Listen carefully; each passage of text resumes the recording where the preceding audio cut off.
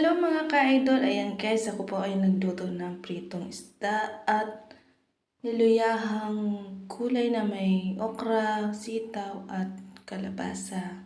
So ayan guys, kami po ay magmumukbang ng aking kasama, ayan.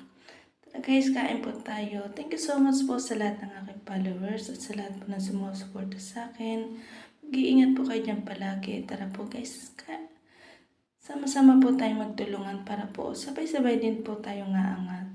So yun guys, so simpleng ulam lang pero napakasarap. So yun guys, sarap pumikap ng sabaw na niluyahan. Luya lang po yun ang lahok saka konting bechin, asin, yan. Para lang po tayong nasa Pinas.